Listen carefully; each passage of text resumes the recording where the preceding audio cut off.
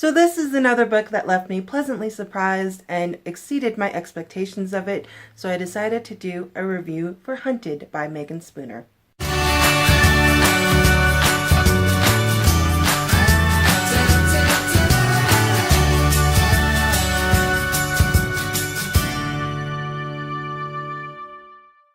Hey everybody, welcome back to another video. Today I am doing a full-length review, spoiler-free review of Hunted by Meagan Spooner.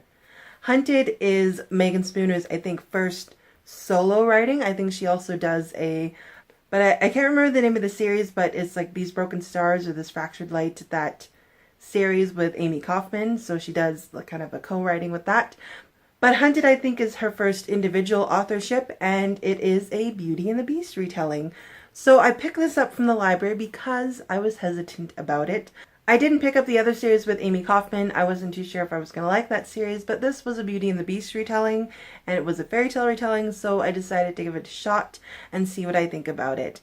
So when I take books out of the library, they are a try before you buy kind of thing. So these are usually books where I don't have enough idea of what the content is going to be like, or I don't know enough about the author to understand what type of the writing and their content is going to be like, so I like to borrow them from the library. So when I borrow them from the library, I do go in with very low expectations of them, and that way I do get pleasantly surprised if I really enjoy a book, which was the case in this case.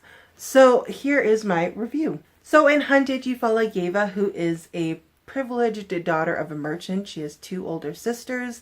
She is kind of in the inner circle of the Baronessa, or the wife of the Baron. Baronessa, I think? Baronessa? I'm probably saying it wrong, but she is kind of in that inner circle, but she longs for more. She wants more than that life. She doesn't enjoy that life. She kind of feels called to the life her father used to have of being a hunter in the Black Forest. She finds that more intriguing and exciting, and she's kind of just not excited about the prospects of living in that town. And as fate would have it, her father is unfortunately ruined as a venture went south, and he lost everything in a caravan. So they lost everything in the investments. So he packs up, they sell everything they can to kind of help with the debts, and they pack up and they move to his hunting lodge on the edge of the Black Forest. Yeva finally feels that maybe she'll find herself out here in the Black Forest, and this is where she meant to be. Her father's ruined. He kind of goes back into his hunter mode and back into where he was before he met their mother. But then that turns into a mad and desperate hunt for a creature called the Beast. And that's where the adventure and the story kind of takes off from there. So Yeva, which I'm probably saying wrong, I know, character names and pronunciations is just difficult for some of us. And so Yeva is also nicknamed Beauty. So you get the Beauty and the Beast story.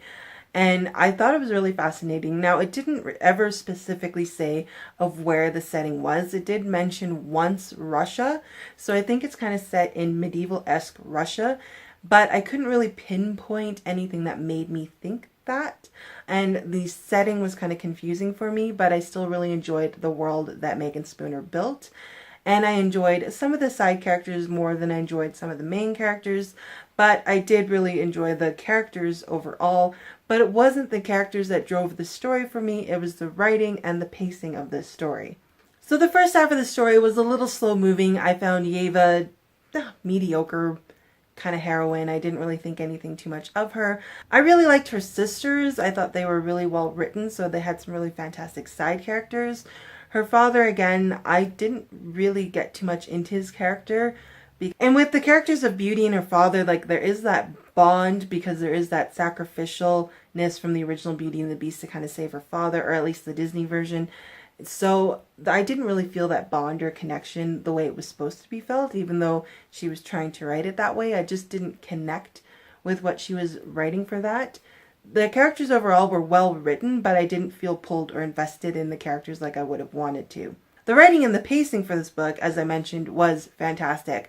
So it kind of slow burned and slowly grew. So the first half of the book was kind of meh. You're just getting the backstory, you're just getting the idea of it. And then in the middle of the book, you kind of get more pulled in and the intrigue kind of builds and you kind of want to know what happens and what's going on in the background. And then the ending of the book, you just really want to know how this all wraps up and how everything comes to be in the end. And that's what got me really excited, and the pacing just built up this book and it kind of pulled me along, and I didn't want to put it down. Toward the end, I just wanted to keep reading, but unfortunately, being an adult and having a job, I needed to put the book down. Now, for content-wise, I found it relatively clean. I found it a fantastically clean book. But if you're bothered by violence and blood and animal cruelty for hunting and stuff, this might not be the book for you. I found it pretty bloody in some places, but certain types of violence doesn't bother me, and it didn't bother me as much, but it does get pretty descriptive in some of the bloody aspects, and there's like a lot of the kind of predator brutality with hunting and game and stuff, so if you're sensitive to that, that might bother you. But I grew up in a family of trappers, so hunting and trapping really doesn't bother me, and skinning animals and blood and stuff, so it didn't bother me at all, but I just wanted to give a fair warning for anyone that it does bother. The magic in the book was interesting because it didn't really have magic, but it did have magic. Like a certain part of the forest was magical, but it didn't really focus on that part. And it was very difficult to pinpoint what had happened to the beast and what essentially even the curse was, because it does follow the Beauty and the Beast story. So that's not a spoiler, but I couldn't figure out why or how. And a lot of it was metaphors and metaphorically written, which got really confusing to the end, which is why I only did initially rate it a 4-star rating, because I was just really confused toward the end. And I did read a little bit of the acknowledgements, and Meagan Spooner did mention that she kind of wrote this autobiographical, and with the desire to fulfill that hole in your life and to search for something bigger. And so I kind of understood what she was meaning with that, but I was lost in a lot of the metaphors toward the end of the book and toward the wrap of the book. It was just so bogged down with all the allegory and metaphors, I think, that I just kind of lost tracking as I read. But I think if I were to reread this book and take my time with it, because I did borrow it from the library, so it's limitations of how long I can read it. So I think if I were to own the book and take my time rereading it, I might get more of the understanding. Now, especially knowing why and how Meagan Spooner wrote those aspects of the book, I might get a little bit more understanding of what she meant by the book.